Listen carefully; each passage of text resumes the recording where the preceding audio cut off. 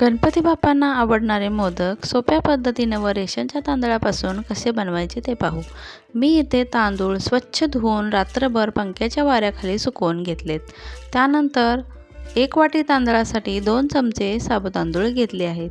साबुतांदूळ व तांदूळ एकदम बारीक असे मिक्सरला वाटून घ्यायचे आहेत. सारण बनवण्यासाठी मी इथे 2 चमचे तूप घेतले व त्यामध्ये 1 चमचा खसखस घेतली आहे.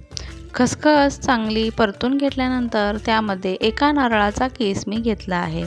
त्यानंतर 1.5 वाटी गूळ घेतला आहे. खोबरा व गूळ आपल्याला फक्त गूळ विरघळेपर्यंतच आपल्याला परतून घ्यायचा आहे. त्यानंतर यामध्ये 5 ते 6 वेलची मी बारीक करून घेतले ती घालायची आहेत व चिमूटभर मीठ घालायचं आहे. मी इथे काजू व बदाम एकदम असे बारीक करून घेतले. तुम्ही तुमच्या आवडीनुसार ड्रायफ्रूट्स वापरू शकता. यामध्ये तुम्ही मावा देखील वापरू शकता. त्यानंतर परत 2 चमचे मी तूप घेतले व 1 वाटी पाणी घेतले आहे. ज्या वाटीने तांदूळ घेतले होते त्याच वाटीने आपल्याला पाणी घ्यायचं आहे. चवीनुसार मीठ घालायचे आहे. मिक्सरला वाटून घेतलेले पीठ आपल्याला यामध्ये घालायचे आहे. पाणी उकळी आल्यानंतरच आपल्याला पीठ यामध्ये घालायचे आहे.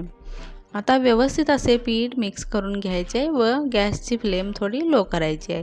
तुम्ही बघू शकता व्यवस्थित असं पीठ झालेलं आहे. 5 मिनिटं वाफ देण्यासाठी मी पुन्हा ठेवलेले आहे. 5 मिनिटाची वाफ झालेली आहे. अगदी व्यवस्थित असे परफेक्ट पीठ तयार झाले आहे.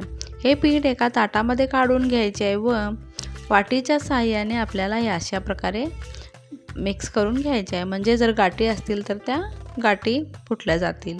तेल व पाणी लावून व्यवस्थित पीठ मळून घ्यायचं आहे. मी इथे साच्याचा वापर केला आहे मोदक बनवण्यासाठी. जेवढे मावेल एवढे पीठ साच्यामध्ये घालायचे आहे व बोटाला पाणी लावून सारणासाठी आपल्याला जागा करून घ्यायची आहे.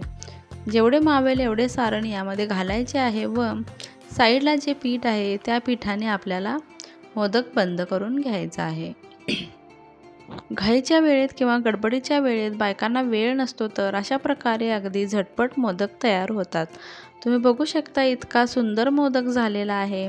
अगदी व्यवस्थित कळ्या देखील पडलेल्या आहेत. अशा प्रकारे चवीला देखील तितकेच सुंदर मोदक तयार होतात.